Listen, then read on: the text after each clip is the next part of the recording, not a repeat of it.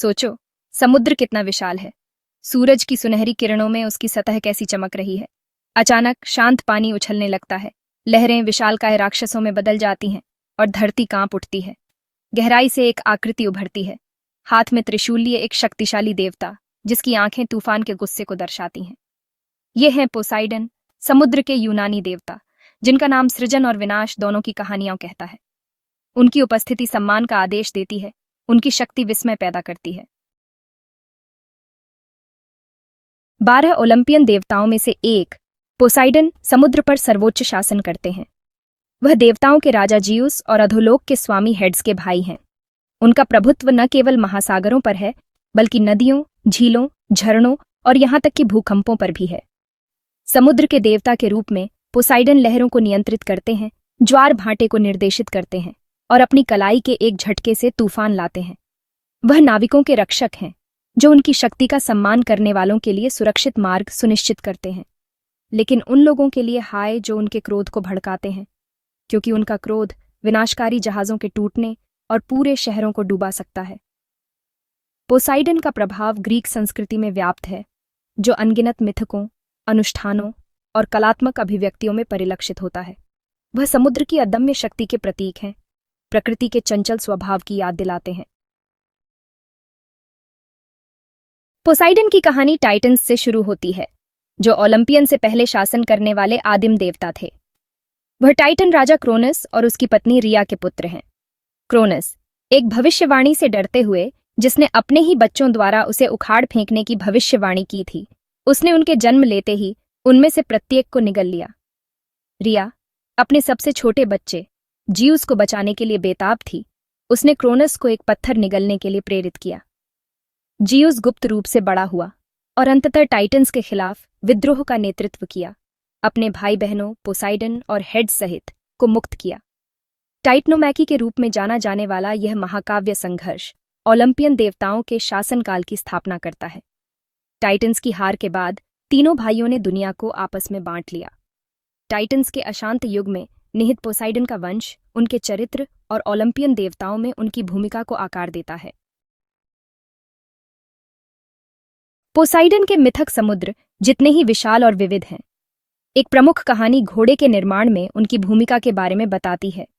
उसने अपने त्रिशूल से पृथ्वी पर प्रहार किया और दरार से पहला घोड़ा निकला, एक शानदार प्राणी जो हमेशा के लिए समुद्री देवता के साथ जुड़ा रहेगा। एक अन्य मिथक एथेंस के संरक्षण के लिए एथेना के साथ पोसाइडन की प्रतियोगिता का वर्णन करता है। दोनों देवताओं ने शहर को उपहार दिए। पोसाइडन ने खारे पानी का झरना बनाया और एथेना ने जैतून का पेड़ उपहार में दिया। एथेनियाई लोगों ने एथेना के उपहार को चुना, इसे अधिक मूल्यवान माना और इस प्रकार वह शहर की संरक्षक देवी बन गई। एथना के साथ पोसाइडन की प्रतिद्वंद्विता एथेंस से आगे तक फैली हुई है, जो भूमि और समुद्र, ज्ञान और कच्ची शक्ति के बीच तनाव को दर्शाती है। ये कहानियां पोसाइडन के प्रतिस्पर्धी स्वभाव और उनके कभी कभी अस्थिर स्वभाव को उजागर करती हैं। पोसाइडन का क्रोध उनकी शक्ति जितना ही प्रसिद्ध है। क्रोधित होने पर वह विनाशकारी तूफान ला सकते हैं, जिससे जहाज टूट सकते हैं और तटीय शहरों में बाढ़ आ सकती है। होमर की महाकाव्य कविता के नायक ओडिसियस ने समुद्री देवता की नाराजगी के कारण समुद्र में वर्षों की कठिनाई को सहते हुए पोसाइडन के क्रोध का प्रत्यक्ष अनुभव किया। पोसाइडन का गुस्सा केवल नश्वर लोगों तक ही सीमित नहीं है, वह अन्य देवताओं से भी भिड़ गया है। उसका क्रोध ओलिंप के मूल आधार को हिला रहा है। ग्रीक पौराणिक कथाओं में रहने वाले समुद्री राक्षस अक्सर पोसाइडन से जुड़े होते हैं। पोसाइडन का क्रोध एक चेतावनी के रूप में कार्य करता है, जो नश्वर लोगों और देवताओं को समान रूप से समुद्री देवता की शक्ति का अनादर करने के परिणामों की याद दिलाता है। कई ग्रीक देवताओं की तरह पोसाइडन अपने रोमांटिक कारनामों के लिए जाने जाते थे। उनके कई प्रेमी थे, देवी देवता और नश्वर दोनों, और उनके मामलों के परिणाम स्वरूप अक्सर असाधारण संतानें पैदा होती थीं। पोसाइडन के सबसे प्रसिद्ध प्रेमियों में से एक समुद्री अप्सरा एम्फीट्राइट थी। उनके मिलन से ट्राइटन का जन्म हुआ, जो मछली की पूंछ और शंख की तुरही वाला एक जलपरी था। एक अन्य उल्लेखनीय पत्नी मेडुसा थी, जो बालों के लिए सांपों वाली गोरगन थी। एथेना के मंदिर में उनकी मुठभेड़ के परिणाम स्वरूप मेडुसा एक राक्षसी प्राणी में बदल गई। जब पर्सियस ने मेडुसा का वध किया तो उसके गले से पंखों वाला घोड़ा पेगासस निकला। ये कहानियां अक्सर प्रेम, वासना, विश्वासघात और मानवीय मामलों में दैवीय हस्तक्षेप के परिणामों के विषयों का पता लगाती हैं। पोसाइडन को उनके संबंधित प्रतीकों और पवित्र जानवरों के माध्यम से आसानी से पहचाना जा सकता है। सबसे प्रमुख प्रतीक उनका त्रिशूल है, एक 3 आयामी भाला जो समुद्र पर उनके प्रभुत्व का प्रतीक है। अपने त्रिशूल से वह झरने बना सकते हैं, तूफान ला सकते हैं और पृथ्वी को हिला सकते हैं। घोड़ा पोसाइडन का एक और महत्वपूर्ण प्रतीक है। उन्हें पहले घोड़े को बनाने का श्रेय दिया जाता है और इस राजसी प्राणी को अक्सर समुद्री देवता की विशेषता वाले दृश्यों में दर्शाया जाता है। डॉल्फिन, समुद्री अप्सराएं और अन्य समुद्री जीव भी अक्सर पोसाइडन से जुड़े होते हैं। वे उसके समुद्री क्षेत्र के भीतर जीवन की प्रचुरता और विविधता का प्रतिनिधित्व करते हैं।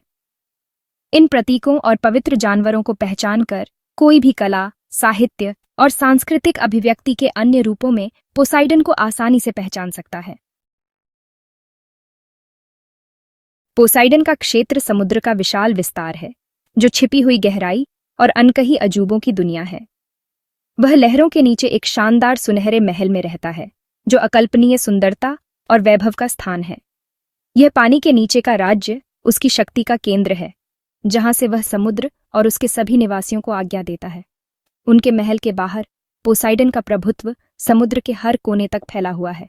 वह प्रवाल भित्तियों, गहरी समुद्री खाइयों और सतह को मथने वाले उग्र तूफानों पर शासन करता है। समुद्र के जीव पोसाइडन की प्रजा है, सबसे छोटी मछली से लेकर सबसे बड़ी व्हेल तक। वह डॉल्फिन, समुद्री अप्सराओं और यहां तक कि रसातल में दुबके राक्षसी प्राणियों को भी आज्ञा देता है। पोसाइडन का क्षेत्र सुंदरता और खतरे दोनों का स्थान है, रहस्य और आश्चर्य की दुनिया है। पोसाइडन के अस्तित्व का प्रश्न सदियों से विद्वानों और पौराणिक कथाओं के प्रति उत्साही लोगों को परेशान करता रहा है, जबकि उनके भौतिक अस्तित्व का कोई ठोस प्रमाण नहीं है। उनके मिथकों की स्थायी उपस्थिति और उनकी पूजा के प्रभाव से एक गहरे महत्व का पता चलता है। प्राचीन यूनानियों ने पोसाइडन के अस्तित्व में पूरे दिल से विश्वास किया। उन्होंने उनके सम्मान में मंदिर बनवाए, उन्हें खुश करने के लिए बलिदान दिए और संकट और उत्सव दोनों के समय में उनके नाम का आह्वान किया। कुछ विद्वानों का तर्क है कि पोसाइडन अन्य ग्रीक देवताओं की तरह प्राकृतिक शक्तियों के व्यक्तित्व का प्रतिनिधित्व करते हैं। वह समुद्र की शक्ति और अप्रत्याशितता का प्रतीक है, वह शक्ति जो मानव जीवन को बनाए रखती है और धमकी देती है। इस दृष्टिकोण से पोसाइडन का अस्तित्व भौतिक रूप में नहीं, बल्कि स्वयं समुद्र की मूर्त शक्ति में निहित है। दूसरों का सुझाव है कि पोसाइडन के आसपास के मिथक वास्तविक ऐतिहासिक शख्सियतों या घटनाओं से प्रेरित हो सकते हैं। पोसाइडन के आसपास के असंख्य मिथकों और कहानियों के बावजूद कई रहस्य अनसुलझे हैं। उदाहरण के लिए, उनके पानी के नीचे के महल का सही स्थान कभी नहीं खोजा गया है। कुछ लोगों का मानना है कि यह समुद्र की सबसे गहरी खाइयों में छिपा हुआ है, जबकि अन्य का सुझाव है कि यह केवल मिथक के दायरे में मौजूद है। पोसाइडन के अपने भाई बहनों, विशेषकर जियूस के साथ संबंधों की वास्तविक प्रकृति बहस का विषय बनी हुई है। जबकि वे भाई और ब्रह्मांड के सहशासक हैं, उनके मिथक अक्सर उन्हें प्रतिद्वंद्वियों के रूप में चित्रित करते हैं। घोड़ों के साथ पोसाइडन के जुड़ाव की उत्पत्ति भी कुछ हद तक रहस्यमय बनी हुई है।